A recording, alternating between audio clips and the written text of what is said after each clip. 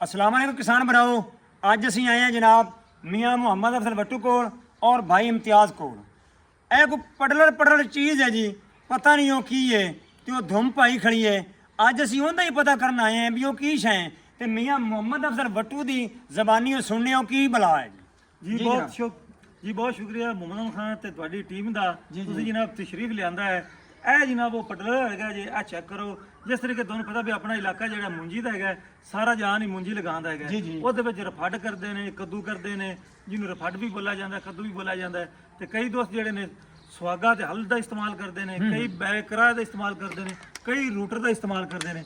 M Akram ਜ਼ਰਾ industry ਵਾਲਿਆਂ ਨੇ ਕਿਸਾਨ ਵੀਰ ਭਰਾਵਾਂ ਦੀ ਸਹੂਲੀਅਤ ਵਾਸਤੇ ਸਪੈਸ਼ਲ ਜਨਾਬ ਤੋਹਫਾ ਬਣਾਇਆ, ਜਿਹਦੇ ਵਿੱਚ ਹਲ ਵੀ ਹੈਗੇ ਨੇ, ਰੂਟਾਵੇਟਰ ਵੀ ਹੈ ਤੇ ਸੁਆਗਾ ਵੀ ਹੈ। ਤਿੰਨੇ ਕੰਮ ਮੁਹੰਮਦ ਖਾਨ ਸਾਹਿਬ ਇੱਕੇ ਵਾਰੀ ਕਰੇਗਾ। ਕੀ ਬਾਤ ਹੈ, ਯਾਨੀ ਤੁਹਾਨੂੰ ਵੱਖਰੀ ਵੱਖਰੀ ਇਹ ਨਹੀਂ ਵੀ ਵਿੱਚ ਸੀ ਵੱਖਰੀ ਲਵਾਓ ਫਿਰ ਸੁਆਗਾ ਵੱਖਰਾ ਫੇਰੋ, ਵਿੱਚ ਜਨਾਬ ਰੂਟਾਵੇਟਰ ਵੱਖਰਾ ਫੇਰੋ। ਇਹ ਤਿੰਨੇ ਕੰਮ ਇੱਕੋ ਚੀਜ਼ ਕਰੇਗੀ, ਇਹ ਵਾਕਈ ਬਲਾ ਜੀ। ਤੇ ਨਾਲ ਮੈਂ ਦੱਸਦਾ ਚੱਲਾਂ ਵੀ ਜਿਸ ਤਰੀਕੇ ਆਪਾਂ ਦੋਹਰੀਆਂ ਹੱਲਾਂ ਫੇਰਾਂਗੇ, ਫਿਰ ਆਪਾਂ ਸੁਆਗਾ ਫੇਰਾਂਗੇ ਤੇ ਡੀਜ਼ਲ ਦਾ ਖਰਚਾ ਜ਼ਿਆਦਾ ਹੋਵੇਗਾ। ਜਿਸ ਤਰੀਕੇ ਹੱਲਾਂ ਫੇਰਨੇ ਆ, ਸੁਆਗਾ ਫੇਰਨੇ ਆ, ਉਹਦੇ ਤੇ ਡੀਜ਼ਲ ਦਾ ਖਰਚਾ ਜ਼ਿਆਦਾ ਹੋਵੇਗਾ।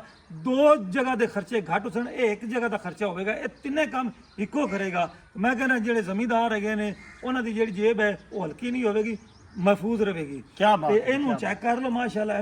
जनाब डिजाइन चेक करो ना, डिजाइन चेक करो जी। उन्होंने घोड़ा बना छड्या, घोड़े बल्कि बना छड्या जी।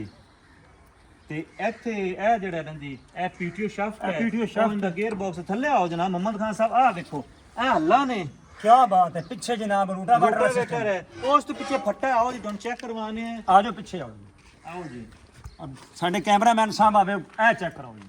ਇਹ ਚੈੱਕ ਕਰੋ ਜੀ। ਐਮ ਅਕਰਮ ਜ਼ਰਾਈ ਇੰਡਸਟਰੀ, ਇਹ ਜਨਾਬ ਮਾਨਾਵਾਲਾ ਡਿਸਟ੍ਰਿਕਟ ਸ਼ੇਖੂਪੁਰਾ, ਪੰਜਾਬ ਦੀ ਮੰਨੀ ਧੰਨੀ ਬਲਕਿ ਪਾਕਿਸਤਾਨ ਦੀ ਮੰਨੀ ਧੰਨੀ ਜਿਹੜੀ ਇੰਡਸਟਰੀ ਹੈਗੀ ਹੈ ਐਮ ਅਕਰਮ ਜ਼ਰਾਈ ਇੰਡਸਟਰੀ। ਡਿਜੀਟਲ ਕਿਸਾਨ ਪਾਕਿਸਤਾਨ ਉਹਨਾਂ ਨੇ ਲਿਖ ਛੱਡਿਆ ਹੈ। ਤੇ ਇਹ ਜਨਾਬ ਰਾਈਸ ਪਡਲਰ ਹੈਗਾ। ਤੇ ਮੈਂ ਜਨਾਬ ਇੱਕ ਹੋਰ ਦੱਸਾਂ, ਇਹ ਜਿਹੜਾ ਫੱਟਾ ਹੈ ਨਾ ਜੀ ਇਹ ਸੁਹਾਗੇ ਦਾ ਕੰਮ ਕਰਦਾ ਪਿਆ, ਪਿੱਛੋਂ ਲੈਵਲ ਹੁੰਦਾ ਜਾਵੇਗਾ। ਹਾਂਜੀ। ਤੇ ਮੀਆਂ ਸਾਹਿਬ ਬਿਹਤਰ ਦੱਸ ਸਕਦੇ ਨੇ। ਪਡਲਰ ਦਾ ਇੱਕ ਇਹ ਵੀ ਫਾਇਦਾ ਹੈਗਾ ਕਿ ਤੁਹਾਡੀ ਜਿਹੜੀ ਜ਼ਮੀਨ ਉਹ ਪਾਣੀ ਰੋਕੇਗੀ। ਜਿਨ੍ਹਾਂ ਕਿਸਾਨ ਭਰਾਵਾਂ ਦੀ ਜ਼ਮੀਨ ਜਿਹੜੀ ਹੈ ਪਾਣੀ ਨਹੀਂ ਠਲਦੀ ਹੈਗੀ, ਉਹ ਜਨਾਬ ਪਾਣੀ ਰੋਕੇਗੀ। ਯਾਨੀ ਇਹ ਨਹੀਂ ਕਿ ਤੁਸੀਂ ਲਾ ਕੇ ਆਓਗੇ ਤੇ ਜਾ ਕੇ ਵੇਖੋਗੇ ਫਿਰ ਸੁੱਕਾ ਪਿਓ ਸੀ। ਹਾਂਜੀ, ਯਾਨੀ ਇਹ ਹਾਂਜੀ ਇਹ ਤ੍ਰਿੜਾ ਨਹੀਂ ਪਵਣ ਦੇਵੇਗਾ।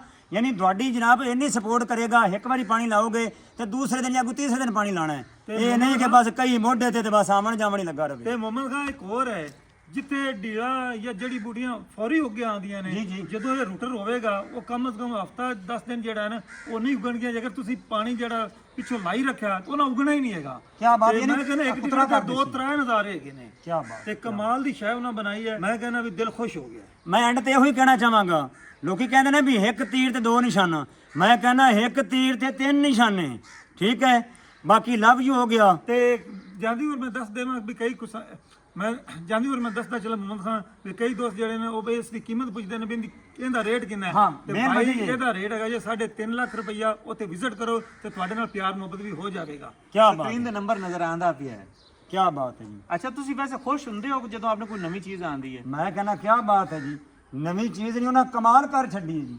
ਕਿਸਾਨ ਦੀ ਮੁਸ਼ਕਲ ਹੱਲ ਹੋ ਗਈ। ਮੈਂ ਆਣਾ ਵੀ ਉਹ ਇੱਕ ਸੀਜ਼ਨ ਚਲਾ ਲਵੇ ਤਾਂ ਉਹਦੇ ਪੈਸੇ ਵਾਪਸ ਆ ਜਾਣ। ਪੈਸੇ ਵਾਪਸ ਆ ਜਾਣ। ਜਿਹੜੀ ਸੇਵ ਹੋਣਾ ਨਾ ਜੀ 3 ਸੀਆਂ ਜਿਹੜਾ ਕੰਮ ਹੋਣਾ ਸੀ ਉਹ ਇੱਕ ਸੀਜ਼ਨ ਵਿੱਚ ਹੋਵੇਗਾ। ਅੱਛਾ, ਇੱਕ ਚੀਜ਼ ਹੋਰ ਮੈਂ ਤੁਹਾਨੂੰ ਦੱਸਾਂ ਕਿ ਜਿਹੜੇ ਕਿਸਾਨ ਭਰਾ ਰੂਟਾਵੇਟਰ ਇਸਤੇਮਾਲ ਕਰਦੇ ਨੇ, ਰੂਟਾਵੇਟਰ ਰਫੜ ਵਾਸਤੇ ਤਾਂ ਨਹੀਂ ਬਣਿਆ ਹੋਇਆ। ਹਾਂਜੀ, ਉਹ ਸਮਝੋ ਵੀ ਆਦੀ ਮਸ਼ੀਨ ਨੂੰ ਖਰਾਬ ਕਰਦੇ ਨੇ, ਇਹ ਸਪੈਸ਼ਲ ਰਫੜ ਵਾਸਤੇ ਹੈ। ਕੀ ਬਾਤ।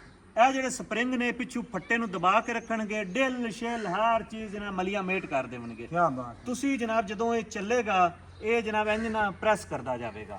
ਜਿਹੜਾ ਇਹ ਸਾਈਡਾਂ ਦੀ ਜਿਹੜੀ ਮਿੱਟੀ ਨਹੀਂ ਕੱਢੇਗਾ, ਐ ਬਰਾਬਰ ਸੁਆਗਾ ਫੇਰੇਗਾ। ਫਿਰ ਦੂਸਰਾ ਮਜ਼ਦੂਰੀ ਵਾਸਤੇ ਬਿਹਤਰੀਨ ਹੈ। ਯਾਨੀ ਜਿਹੜੇ ਲਾਬੇ ਨੇ ਨਾ ਦਾਈ ਲਾਉਂਦੇ ਨੇ ਮਜ਼ਦੂਰ ਆਦਮੀ, ਉਹਨਾਂ ਦੇ ਇਹ ਨਹੀਂ ਕਿ ਹੱਥ ਦੁਖਣਗੇ।